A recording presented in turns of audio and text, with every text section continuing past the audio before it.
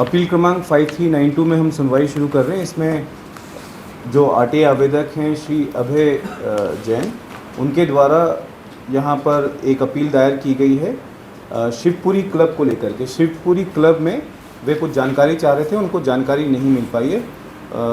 RTI आवेदक यहाँ पर उपस्थित हैं। हाँ, बताइए क्या हुआ, क्या था मैटर में?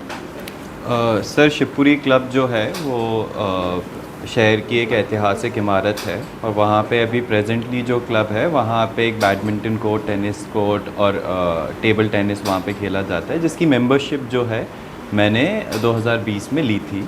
बट जब मैं वहाँ पे गया तो मैंने देखा कि जिस तरीके की सुविधाएं होनी चाहिए थी वहाँ पे मेंटेनेंस के नाम पे सफाई तक नहीं थी, टॉयलेट्स नहीं थे क्लब में।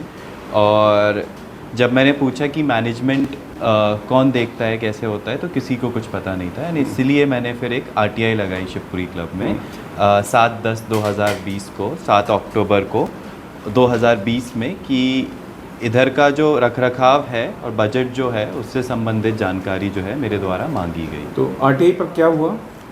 आरटीआई जब भेजी मैंने तो वो वापस आ गई और उस पर एक टीप लिखा, पोस्ट ऑफिस से टीप लिखा आया कि बार बार पते पर जाने पर कार्यालय पे कोई नहीं मिला। अच्छा, और फिर प्रथम अपील भी दायर की आपने? फिर प्रथम अपील भी दायर करी और वो भी रिसीव नहीं हुई। वही शिवपुरी क्लब में? शिवपुरी क्लब में दोनों आपके वापस आ गए हैं? वापस आ गए। तो आयोग को अब यहाँ इसमें ये डिसाइड करना है कि शिवपुरी क्लब पब्लिक अथॉरिटी है या नहीं। इसमें कुछ हाई कोर्ट के जजमेंट्स हैं क्या? कौन कौन से जजमेंट हैं, बताएं। Karnataka golf association versus Karnataka information commission 2023। इसमें क्या कह रहे हैं, हाई कोर्ट ने क्या कहा है? इसमें सर हाई कोर्ट ने माना है कि जो 2013 का ही कर्नाटका इन्फॉर्मेशन कमीशन का डिसीजन था कि यदि कोई भी एसोसिएशन या कोई भी संस्था अगर सरकार द्वारा लीज़ पर दी गई ज़मीन पर संचालन कर रही है अपना, और लीज़ का दर और उसकी जो मार्केट वैल्यू है उसमें काफ़ी फ़र्क है, तो उसको सब्सटेंशियल फंडिंग माना जाएगा। और इसके बाद बोला गया कि उस ज़मीन का जो कस्टोडियन है, जो कि इसमें Karnataka state tourist development corporation था, उसको पीआईओ नियुक्त करने के आदेश दिए जाना भी सही है। और दूसरा जजमेंट कौन सा है इसमें? सर, दूसरा जजमेंट है Subhash Chandra Agarwal versus Ministry of Youth Affairs and Sports 2013।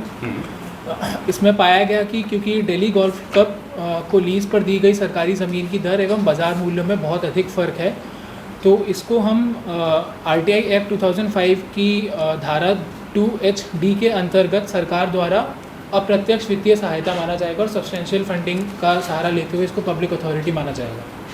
ठीक है, तो यहाँ पर आयोग के समक्ष कुछ और तथ्य भी हैं, जिसमें स्पष्ट रूप से सेक्शन 2 इसमें पब्लिक अथॉरिटी की परिभाषा दी हुई है। उस सेक्शन 2 में ये भी लिखा हुआ है कि किसी कानून, किसी नियम के तहत अगर एग्जिस्टिंग पब्लिक अथॉरिटी उस संस्था की जानकारी जो कि किसी कानून या नियम के तहत उनके अधीन है, उसकी जानकारी प्राप्त कर सकते हैं, तो वो जानकारी दी जाएगी। इसके अलावा सेक्शन 2H मध्य प्रदेश शासन ने जो नियम है सब्सटेंशियल फंडिंग की, उसमें फंडिंग के नियम में उन्होंने ये स्पष्ट किया है कि 50,000 रुपये का भी निवेश अगर मध्य प्रदेश शासन का डायरेक्ट या इनडायरेक्ट रूप से किसी भी संस्था में होता है, मान लीजिए कि किसी एनजीओ को भी अगर 50,000 रुपये शासन से मिलते हैं, तो वो एनजीओ आरटीआई एक्ट के अधीन हो जाएगा, उसको लोक प्राधिकारी के रूप में माना जाएगा।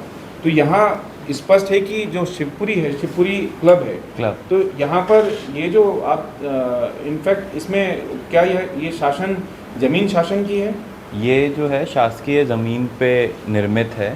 साथ ही साथ जो शिवपुरी क्लब की बॉडी है, जिसका फ़ोटो भी हमने भेजा है, उसमें ये साफ़ है कि इसके अध्यक्ष जो हैं वो कलेक्टर हैं और जो इसके संयुक्त सचिव है, जॉइंट सेक्रेटरी हैं, वो एसडीएम शिवपुरी हैं।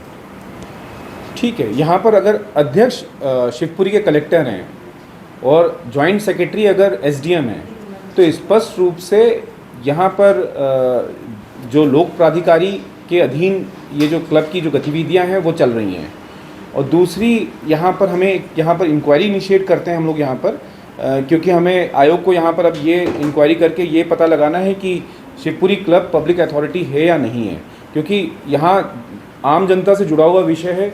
जनता क्लब में जाती है, वहाँ पर वो हेल्थ बेनिफिट्स के लिए जाते हैं लोग, क्लब से जुड़े रहते हैं और ये क्लब जो है किसी व्यक्ति विशेष या एक प्राइवेट रूप में संचालित नहीं कर सकते हैं, क्योंकि शासन से अगर उन्हें कोई फंड मिला हुआ है या शासन से ज़मीन मिली हुई है तो वो लोकहित में होना चाहिए और वहाँ अकाउंटेबिलिटी तय होनी चाहिए अगर वहाँ पर क्लब फंक्शनिंग सही नहीं कर रहा है।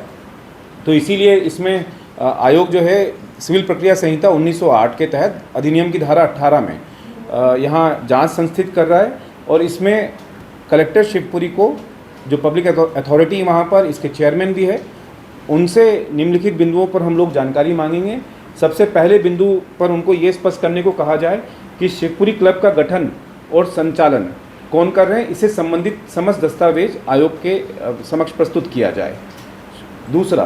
दूसरा बिंदु, शिवपुरी क्लब की जो भूमि है, उस क्लब की भूमि और भवन का स्वामित्व किसके पास है, किसके अधीन है, इससे संबंधित समस्त दस्तावेज वो आयोग के समक्ष प्रस्तुत करें।